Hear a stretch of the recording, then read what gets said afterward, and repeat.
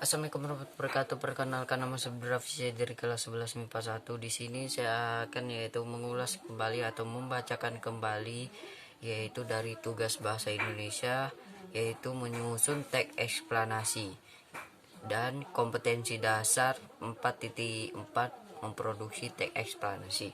Langsung saya kita mulai. Yang pertama yaitu memproduksi teks eksplanasi, artinya ialah upaya untuk membuat, mengeluarkan, atau menghasilkan teks eksplanasi. Dan langkah-langkah memproduksi teks eksplanasi yaitu yang pertama pemilihan dan penentuan topik, dan yang kedua yaitu menetapkan tujuan, dan yang ketiga mengumpulkan data, dan yang keempat menyusun kerangka karangan, dan yang kelima atau yang terakhir membuat teks eksplanasi. Dan perhatikan juga struktur dan tahapan berikut. Yang pertama, mengidentifikasi fenomena, dan yang kedua, menguraikan proses kejadian, dan yang ketiga, mereview dan memberi sentuhan interpretasi. Aspek lain yang harus diperhatikan ialah unsur bahasan dari teks eksplanasi, yaitu satu, menggunakan kata denotatif, dan yang kedua yaitu menggunakan konjungsi kausalitas, dan yang keempat menggunakan konjungsi kronologis. Dan tahap-tahap dalam memproduksi teks eksplanasi yaitu tahap pertama yaitu tahap awal, memastikan topik. Memastikan topik ialah yaitu terdapat fenomena sosial.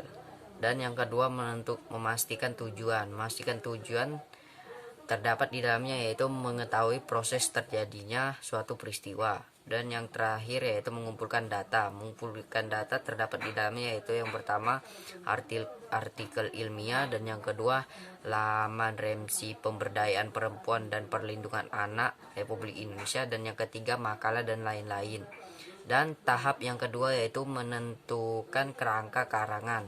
Menentukan kerangka karangan di dalamnya yaitu seperti mengidentifikasi suatu fenomena, dan selanjutnya yaitu identifikasi proses kejadian. Identifikasi proses kejadian terdapat di dalamnya yaitu seperti penyebab-penyebab dari suatu peristiwa yang terjadi. Dan yang terakhir dari tahap kedua yaitu review.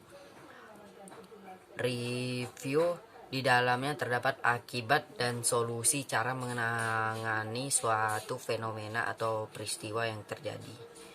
Dan langsung saya tahap yang ketiga yaitu tahap yang terakhir yaitu menyusun teks eksplanasi dengan memperhatikan unsur kebahasaan, kata denotatif, konjungsi kausalitas, dan konjungsi temporal. Oke.